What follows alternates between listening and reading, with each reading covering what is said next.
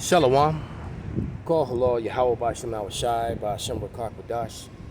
Double honors unto the apostles, double honors to the elder bishop. Salutations to all my fellow laborers doing this work in truth and sincerity, risking their lives and their freedom to do so. And to the scattered elect that are scattered around the four corners of the earth, that be like unto the speckled bird among the heathens that look like the heathens. And to the Akwaf that are listening and learning, to you I say Shalom. This is your brother Malcolm coming at you with a quick lesson. This will be a two-part lesson. And it's from a video that I did about 4 years ago. It says the word prophet is no prophet, but a hated Edomite. Okay, so I had three scoffers or people, the Stella Miller, who actually seems sincere in her ignorance. This guy, Sean Tittle, who also seems sincere in his ignorance.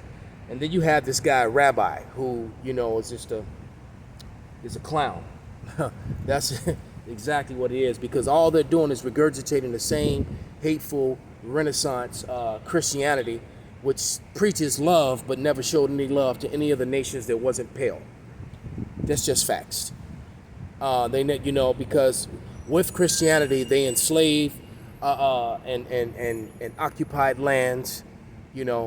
Australia, India. They enslaved the natives of the America, who are the part of the lost tribes of Israel. They enslaved the so-called Negroes out of West Africa, who are Israelites that were refugees in West Africa and not Africans at all. And then they built science and history and lies all around that, and they use Renaissance, Christianism to do so.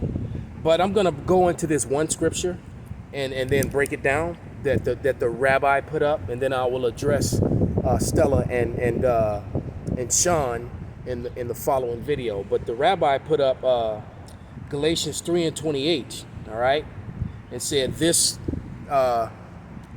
scripture destroys your folly, all right, and it reads, there is neither Jew nor Greek, there is neither bond nor free, there is neither male or female, for ye are all are one in Yahweh Shai HaMashiach, and in the HaMashiach Yahweh Shai, the Lord, who they ignorantly call Christ and Jesus. You got to remember, Christ is a Greek term. The Lord was a Hebrew. All right. As a matter of fact, let's prove that, because what they try to do is they try to take ethnicity out of it. It's almost like trying to promise, It's funny how these Edomites and these heathens, they could pick up a Star Wars novel and break down, Luke and Leia's lineage all the way back through Darth Vader, and and so and who is this is who is that. But then when it comes to the lineage of the Force through that family, it's got to be through that family and through the son who ended up killing his father and all this other mess. But when it comes to the Bible, they try to take the lineage or the heritage of the Israelites and then make it universal with everyone. And even in the scholars in the Zondervan's Dictionary Bible and other dictionary Bibles completely tell you that universal salvation is a foreign concept to the Bible. The salvation is for the Israel. It's for Israel, the Israelites. Point blank, period. When it's talking about neither Greek nor Jew, they're leaving out the historical fact of what happened during the 400-year period after the rule of Antiochus, and how the Israelites became Greeks. And let me get a scripture to back up what I'm saying and get off this rant. Let me just go to the scriptures. All right, because this is Acts, the book of Acts 2 and 5. So you have to understand, when right there, it says, and there were dwelling at Jerusalem Jews, devout men out of every nation under heaven. And then when you go down to verse 9 through 11, it gives a breakdown and an explanation of all the different lands that they came from. And there was 16 of them in total. All right, 16 of them in total. As a matter of fact, let me read them real quick. It says the Parthians and the Medes and the Elamites and the dwellers of Mesopotamia and Judea and Cappadocia and Pontus and Asia, Phrygia, Pamphylia, Egypt, and parts of Libya about Cyrene, strangers of Rome, Jews and proselytes, Cretes and Arabians, we do hear them speak in our tongues the wonderful works of God. So all the people that were gathered, all the men of Israel were the ones gathered for the Pentecost, and some of them came from Greece. So what would the Israelites from Jerusalem call them? They would call them Greeks. So let's go up to Acts 2 and 21, and it reads, And it shall come to pass that whosoever shall call on the name of the Lord shall be saved.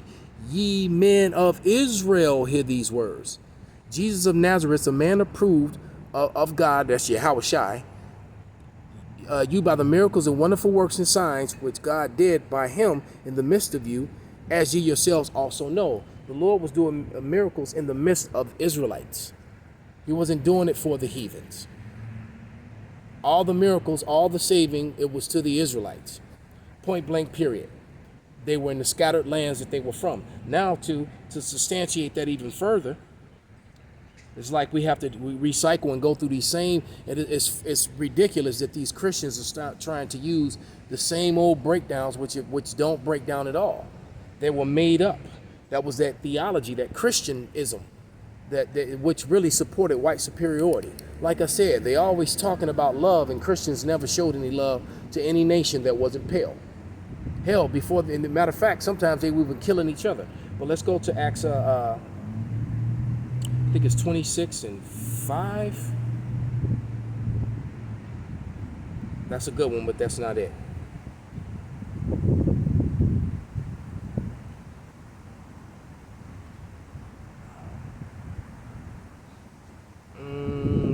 Good stuff in here, but that's not what I want.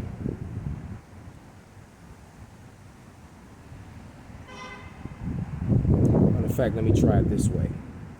I think it is in 26.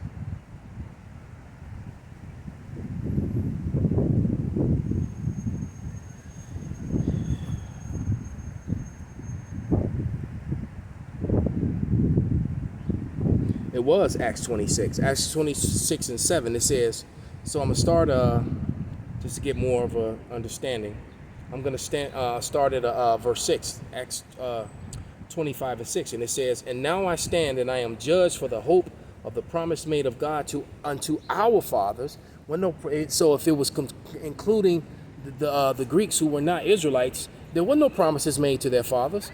The promises that were made, all right, where you're mistaken at, where these people are mistaken at, the promises that were made to the people who are of the same Father. All right, the people who were given the law, statutes, and commandments. There was no other race of people there with the Israelites when they got given the law, statutes, and commandments, the promises. So Acts 20, the whole book of Acts destroys Christianism, which they're trying to uphold. Okay, but then in the following scripture, it says, unto which the promise of our 12 tribes, proving that what I said about verse 6 was true. I'm going to read it again. And now I stand and I am judged for the hope of the promise made of God unto our fathers, unto which our 12 tribes, instantly serving God day and night, hope to come, for which hope's sake, King Agrippa, I am accused of the Jews. So he was being accused of his own people. And he was talking about our people. Agrippa had nothing to do with it. He was an Edomite.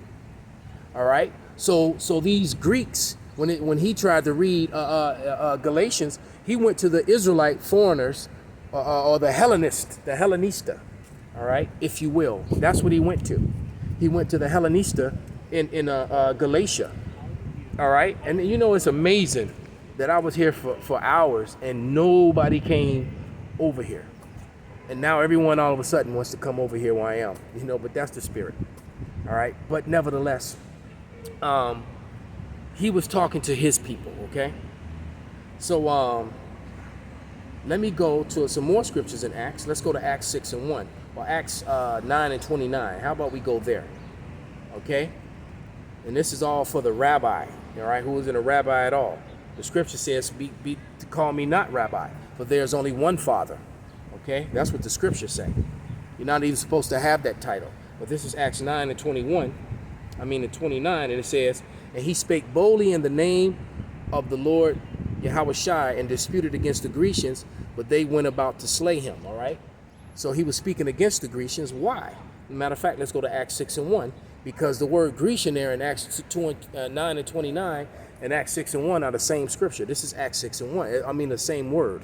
And Acts 6:1 states, it says, and in those days when the number of the disciples were multiplied, there arose a murmuring of the Grecians against the Hebrews, because their widows were neglected in the daily ministration. So, Mr. Rabbi, I suggest you go look this word up because when you look that word up, you're going to find that word Grecian there is a Hellenist or a Hellenista, which was a Greek-speaking Jews.